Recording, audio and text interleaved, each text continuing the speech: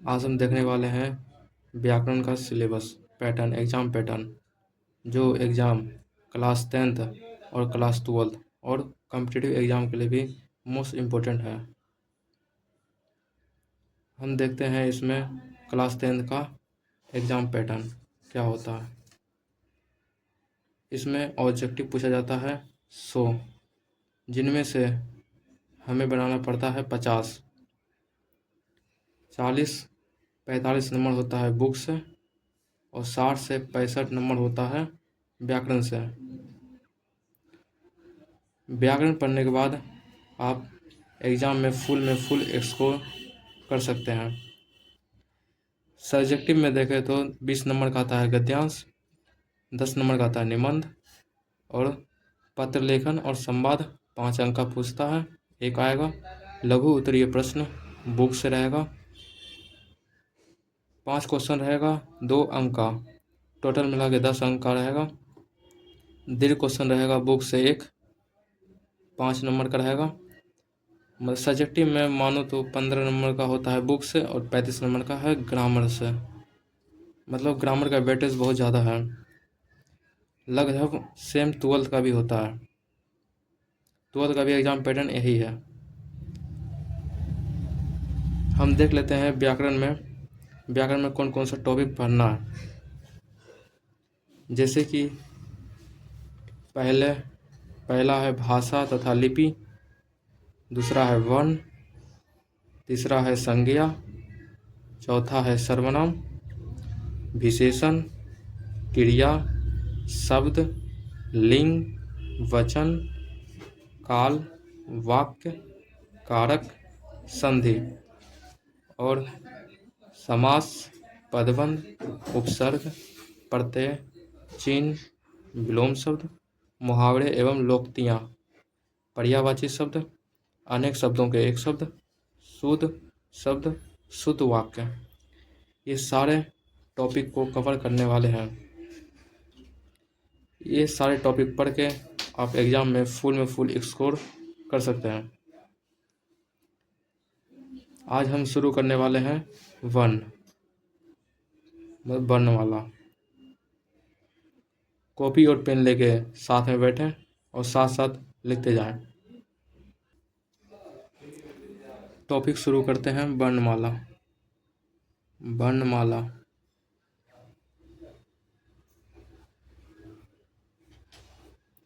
वर्णमाला पढ़ने से पहले हमें कुछ बेसिक जान लेना है।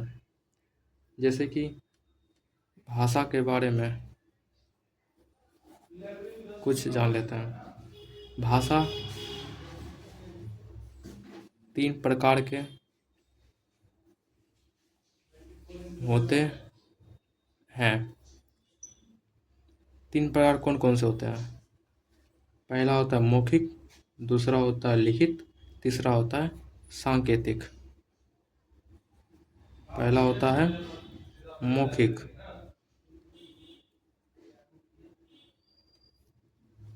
दूसरा होता है लिखित, तीसरा होता है सांकेतिक। मौखिक किसे कहेंगे? जो मैं बोल रहा हूँ वो मौखिक है। जैसे मैं कॉल पे हेलो बोला, मैं जैसे अभी बोल रहा हूँ कुछ भी, तो मौखिक हुआ। और लिखित, जो मैं बोलूँ और लिख दूँ, जैसे मैं क बोला, इसे लिख दिया, ये लिखित हो गया। और सांकेतिक, इशारा करना, इशारों में जैसे बात करते हैं ट्रेन पे, स्कूल में, ये सब हो गया सांकेतिक। मौखिक क्या होता है? जो मैं बोल रहा हूँ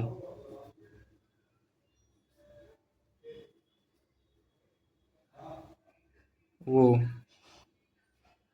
मौखिक मौखिक है। लिखित, जो मैं लिख रहा हूँ वो लिखित। और सांकेतिक क्या बोले, इशारा करना, जैसे इशारों इशारों में बात करना, क्या होता है, इशारा करना, इशारा करना क्या होता है, सांकेतिक। और कुछ हम जनरल नॉलेज के लिए हम जान लेते हैं। आप नोट लिखेंगे जनरल नॉलेज के लिए। जनरल नॉलेज के लिए बिहार का राजभाषा डालिएंगे। बिहार के राजभाषा, बिहार का राजभाषा प्रथम कौन है? प्रथम बिहार का राजभाषा प्रथम कौन है? हिंदी। और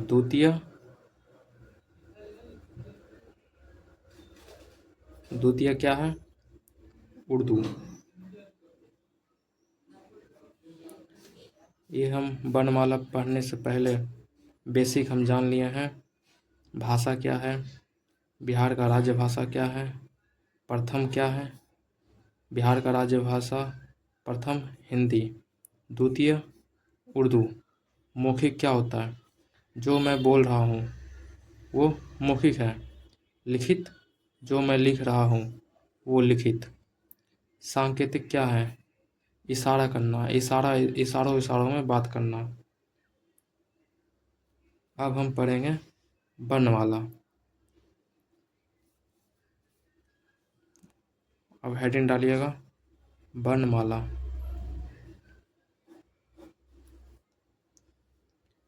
वर्णमाला का परिभाषा लिखिएगा। परिभाषा,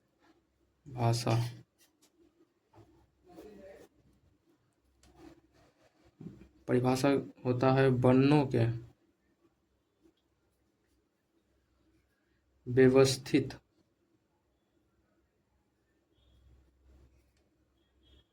रूप को वर्णमाला कहते हैं। वर्णमाला की परिभाषा क्या होता है, वर्णों के व्यवस्थित रूप को वर्णमाला कहते हैं। रूप या समूह को वर्णमाला कहते हैं। आप बोलिएगा मेरे साथी, वर्णों क्या होता है और व्यवस्थित समूह क्या होता है? ये दोनों समझने से पहले आप आगे समझिए, आपको खुद में खुद ये डेफिनेशन समझ आएगा। हेडिंग डालिएगा अक्षर और वर्ण में अंतर।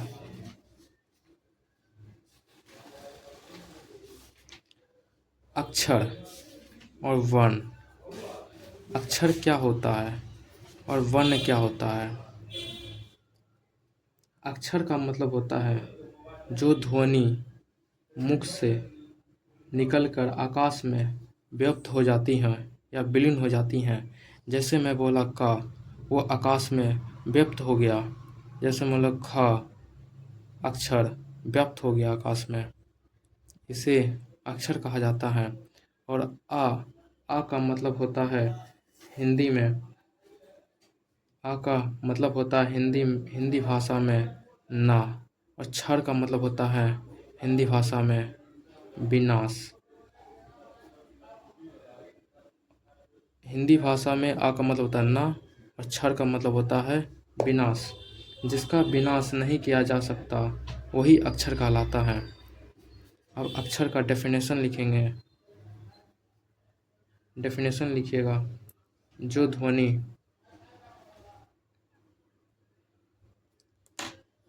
डेफिनेशन लिखिएगा, जो ध्वनि मुख से निकलकर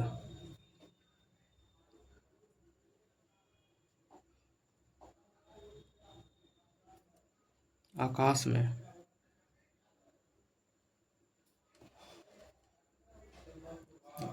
व्याप्त हो जाती हैं,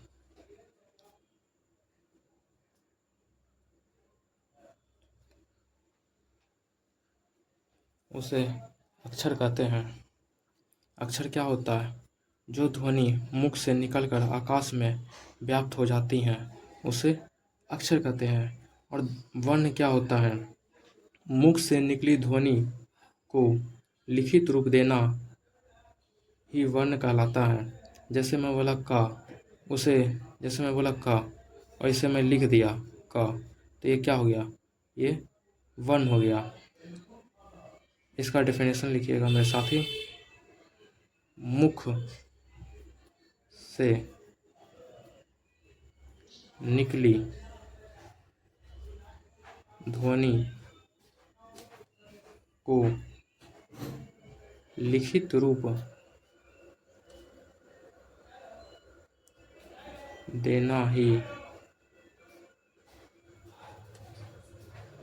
वर्ण कहलाता है। वर्ण का डेफिनेशन क्या हुआ? मुख से निकली ध्वनि को लिखित रूप देना ही वर्ण कहलाता है। वर्ण कहलाता है। आगे चलिएगा मेरे भाई। आगे आगे हम पढ़ने वाले हैं भाषा। भाषा की सबसे छोटी लिखित इकाई क्या होती हैं? भाषा की सबसे छोटी लिखित इकाई, कमेंट में लिखिएगा क्या होता है? वर्ण। भाषा की सबसे छोटी लिखित इकाई वर्ण होता है। ये एग्जाम में बार बार पूछता है। और आगे लिखिएगा भाषा की सबसे छोटी मौखिक इकाई क्या होता है? भाषा की सबसे छोटी मौखिक इकाई ध्वनि होती है। मेरे साथी इतना पढ़ लिए हैं, अब आगे चलिएगा।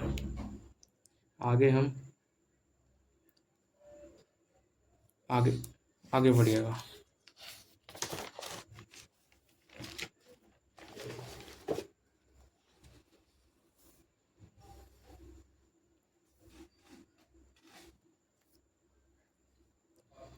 लिखिएगा कुल वर्ण। कुल वर्ण कितना होता है?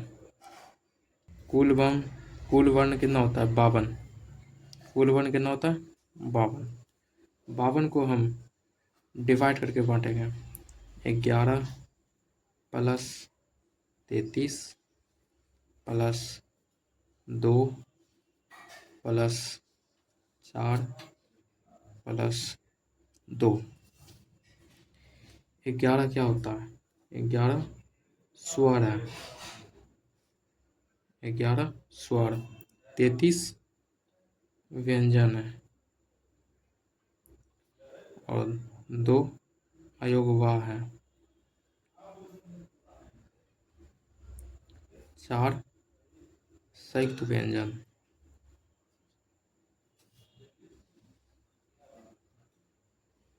और 2 उत्क्षिप्त व्यंजन। 11 स्वर कौन कौन होते हैं? 11 स्वर कौन कौन होते हैं?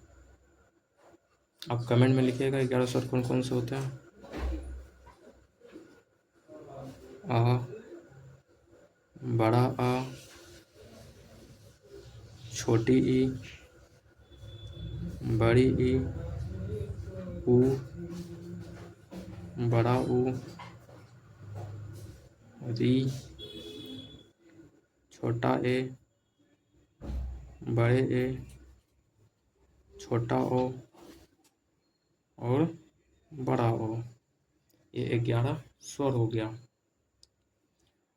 और व्यंजन 33 कौन कौन से होते हैं? क, ख, ग, घ, अंगा, च, छ, ज, झ, य, ट, ठ, ड, ढ, अड़, त, थ, द, ध, न, प, फ, ब, भ, म, य, र, ल, व, तालंश, बुधंश, दंश, ह। 33 व्यंजन ये हो गया। इसे ना नहीं पढ़ते, इसे अड़ा पढ़ते हैं, अड़ा। और 2 अयोगवाह कौन कौन से होते हैं? अनुस्वर और विसर्ग। 2 अयोगवाह अनुस्वर और विसर्ग होते हैं। और संयुक्त व्यंजन 4 होते हैं। कौन कौन सा? छ से छतरी, त्र से त्रिशूल, ज्या से ज्ञानी और सरा। इसे कैसे लिखते हैं? छ को का धन सा। त्र को कैसे लिखते हैं? ता धन रा। ज्या को कैसे लिखते हैं? जा धन या। सरा को सा धन र। उच्छिष्ट व्यंजन, उच्छिष्ट व्यंजन 2 होता है, आढ़ा और आढ़ा, आढ़ा और आढ़ा। इसे ड और ढ नहीं पढ़ेंगे, इसे उछाला गया है, इसे आढ़ा और आढ़ा पढ़ेंगे। और आगे चलिएगा कुछ इम्पोर्टेंट फैक्टर जो जनरल नॉलेज के लिए इम्पोर्टेंट है, उसे नोट लगा के लिखिएगा, नोट डालिएगा साथ ही। नोट में पहले हेडिंग डालिएगा, केंद्रीय हिंदी निदेशालय, साले ने, केंद्रीय हिंदी निदेशालय ने 1983 में देवनागरी लिपि और हिंदी वर्तनी का मानकीकरण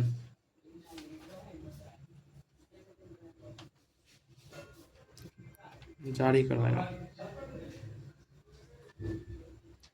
केंद्रीय हिंदी निदेशालय ने 1983 में देवनागरी लिपि और हिंदी वर्तनी का मानकीकरण जारी कराया। वर्तनी का मतलब होता है ये हिंदी ऐसे ही क्यों लिखा गया, जैसे सड़क और सड़क। दोनों में कौन सही है? केंद्रीय हिंदी निदेशालय ने इसे सही माना। केंद्रीय हिंदी निदेशालय ने इसे सही माना, इसे गलत। अब आगे जानिएगा ये सही क्यों है। केंद्रीय हिंदी निदेशालय ने कुछ व्यंजन लिखा है जो कि ऐसे ही लिखा जाता, जो केंद्रीय हिंदी निदेशालय ने पब्लिक किया है।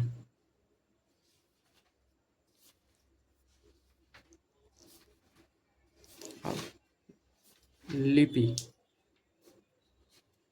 लिपि क्या होता है? लिपि किसी भाषा को लिखने का तरीका।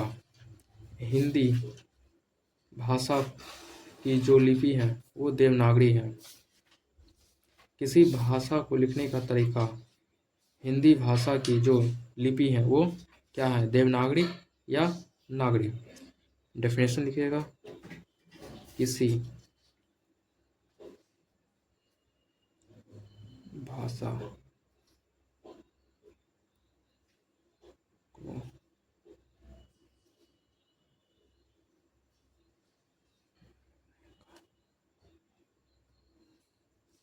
तरीका हिंदी भाषा की जो लिपि है वो देवनागरी या नागरी है। देवनागरी या नागरी है। कुल व्यंजन समझ लिए 52 होता है। कुल वर्ण 52 होता है। 11 स्वर, 33 व्यंजन, 2 अयोगवाह, 4 संयुक्त व्यंजन और 2 उचित व्यंजन। और ये इम्पोर्टेंट फैक्ट भी समझ लिया।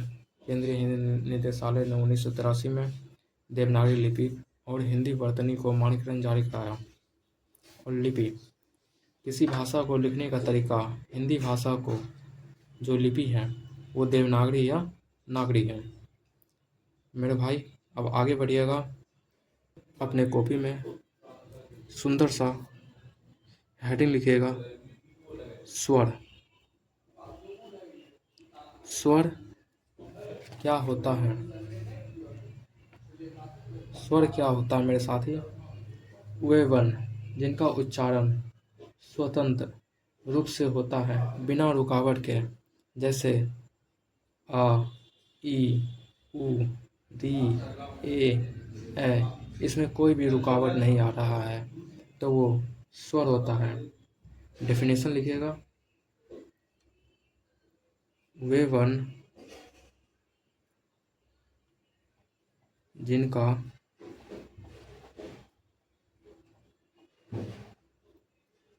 उच्चारण स्वतंत्र ब्रैकेट में बिना रुकावट ब्रैकेट क्लोज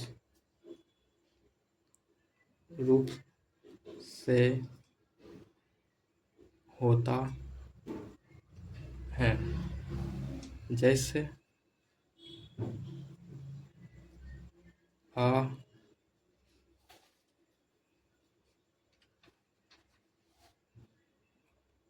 जैसे ई, उ, आ आदि। आ, ई, उ, आ आदि इस सब में उच्चारण करते समय बिना रुकावट के ही बोला जाता है। व्यंजन, आप अगला हेडिंग लिखिएगा, व्यंजन।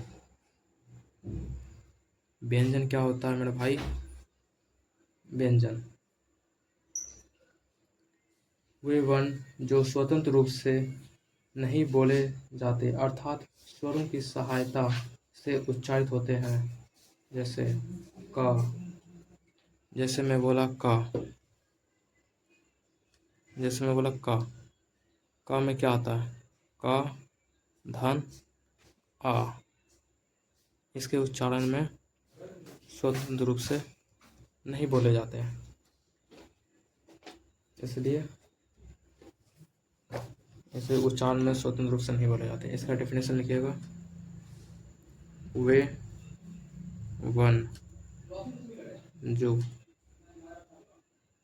स्वतंत्र रूप से नहीं बोले जाते हैं, अर्थात स्वरों की सहायता से उच्चारित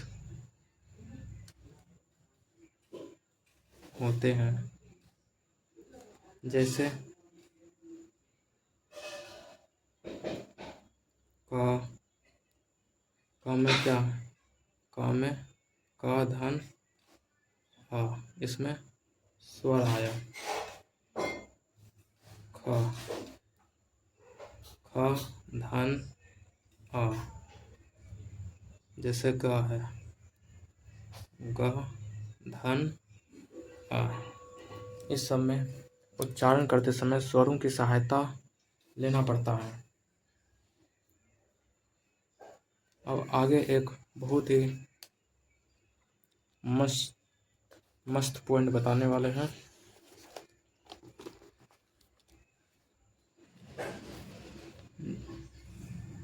जैसे ये का है, इसमें हलंत लगा है, और ये का है, ये दोनों में अंतर क्या होता है? का हलंत और का में अंतर क्या है? आप मेरे साथ ही बोलेंगे। का में हलंत लगता है तो इसे आधा लिखा जाता है। का में हलंत लगाएंगे कोई भी अक्षर में तो इसे आधा दर्शाता है। और का पूरा लिखने का मतलब होता है इसमें स्वर है, का धन हा।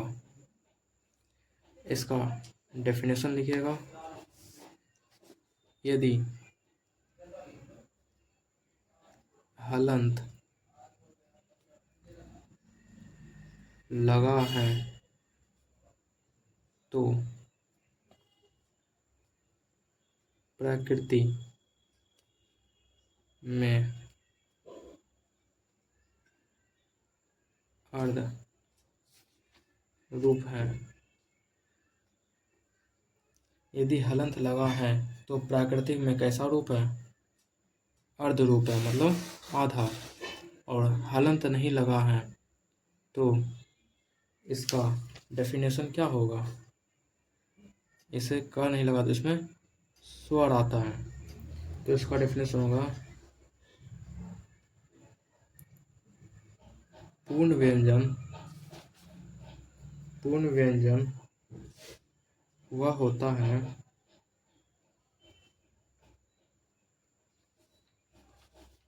जिसमें स्वर शामिल होते हैं। पूर्ण व्यंजन वह होता है जिसमें स्वर शामिल होते हैं। जैसे कि ये क्या है? पूर्ण व्यंजन है, इसमें क्या है? आ, क्या है? स्वर। आप मेरे साथी इसे बताइए, इसे विच्छेद करके बताइएगा, इसे कैसे लिखेंगे? जैसे जा है, जा को कैसे लिखेंगे? का है, का को कैसे लिखेंगे? खा है, खा को कैसे लिखेंगे? का है, का को कैसे लिखेंगे? जी है, इसे कैसे लिखेंगे? इसे कैसे लिखेंगे?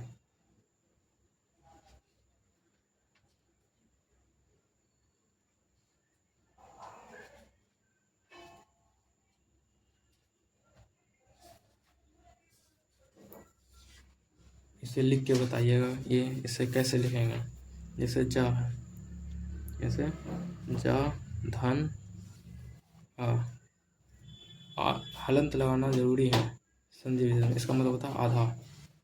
ऐसे का धन आ, ख को ख धन आ, का धन आ, जा धन ई, छोटी ई है, जा धन छोटा हो, जा धन री, जा धन औ।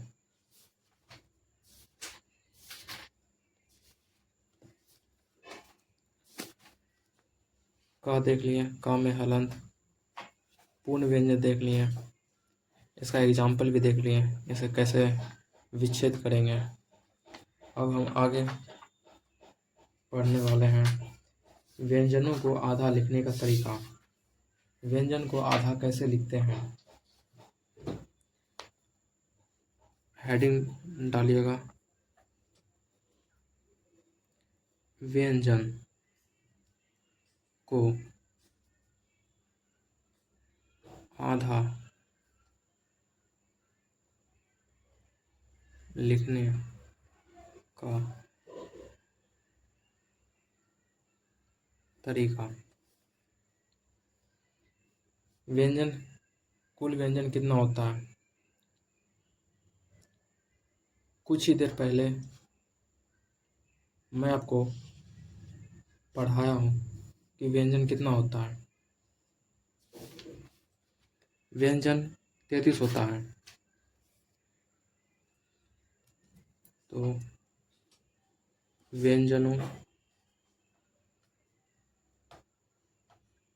व्यंजनों की कुल संख्या 33 है। अब इस 33 को बांटेंगे 2 प्लस 9 और 22। 2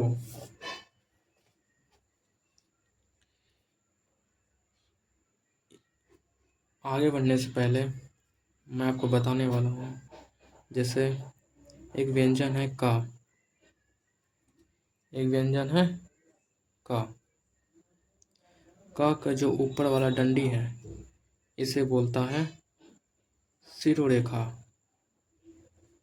शिरोरेखा। और जो ये बीच में खड़ी है डंडी इसे बोलता है खड़ी पाए।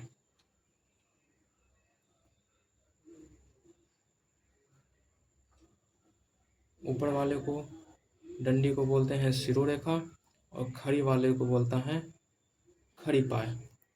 यानी ये डंडी है, ये हो गया शिरोरेखा,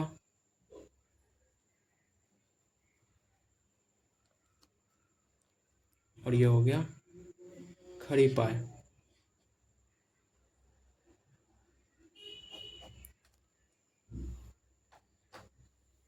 व्यंजन इतना समझ लिए।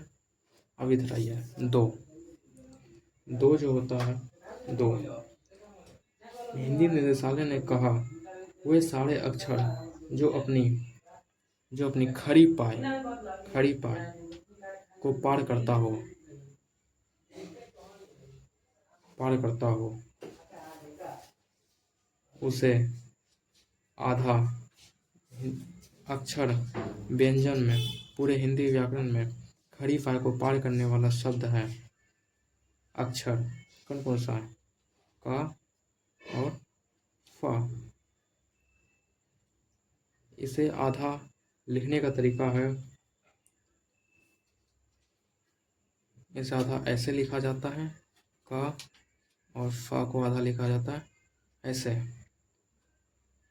जैसे कि जैसे कि हो जाता है लफ्ज़। लफ्ज़ क्या, क्यों, ये खड़ी पाई को पार कर रहा है। इसका डेफिनेशन लिखिएगा।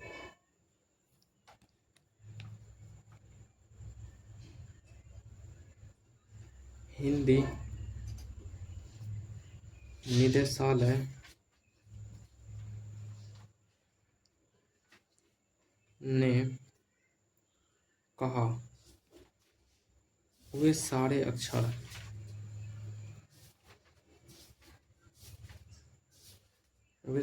अक्षर जो अपनी खड़ी पाई को पार करता हो उसे आधा लिखने का तरीका यही है। दो ही अक्षर हैं पूरा व्यंजन में। अब मेरा एक साथी बोलेगा री। री भी खड़ी पाई को पार कर रहा है। इसे आधा नहीं लिख सकते? नहीं मेरे साथी, री होता है स्वर। आप एक नोट डालिएगा। नोट डालिए और नीचे नोट डालिएगा। स्वर को आधा नहीं लिखा जा सकता। नहीं लिखा जा सकता। स्वर को कभी भी आधा नहीं लिखा जा सकता। Doubt clear? अब नो। नो कौन कौन से होते हैं? जो नीचे की तरफ लोटनिक हो, यानी घुमावदार हो। आप मेरे साथी बोलेंगे मेरे भाई घुमावदार कौन कौन से होते हैं? लिखिए। अंगा, छा, टा, ठा, डा, दा, रा, हा। पूरे व्यंजन में यही 9 अक्षर हैं जो घुमावदार हैं, लोटनिक हैं। इसे आधा लिखने का तरीका हलंत लगा कर इसे आधा लिखा जाता है। हलंत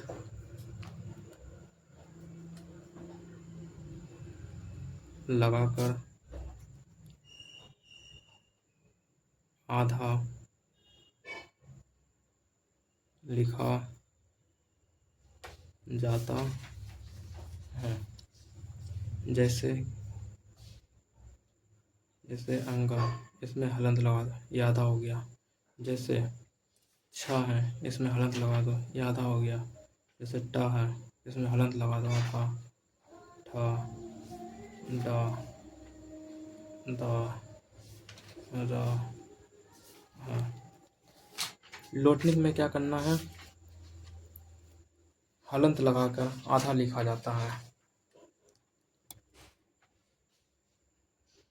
और 22 कौन कौन से होते हैं?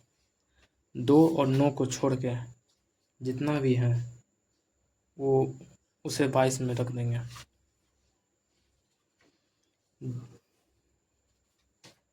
इसका डेफिनेशन लिखेगा। जो खड़ी पाई को पार नहीं करते, जैसे कि ख हो गया, ये खड़ी पाई को पार नहीं कर रहा है। ग हो गया, घा हो गया, चा हो गया, जा हो गया, झा, ऐया, ता, धा, ना, पा, बा, भा, मा, या, रा, ला, नहीं रा नहीं आ सकता, रा लोटनी होता है, ला, वा, सा से सलजम, सा और अय्या, ना। इसे आधे लिखने का तरीका है, इसका खड़ी पाए छीन लो, इसको आधे लिखने का आधे लिखने के लिए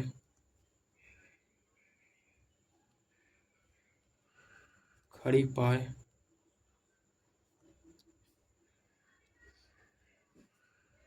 हटाते हैं,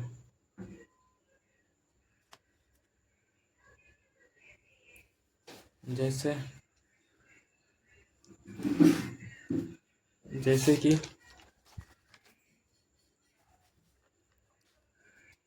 जैसे भाष्य हो गया, भास, इसमें खड़ी पाए छीन लिया,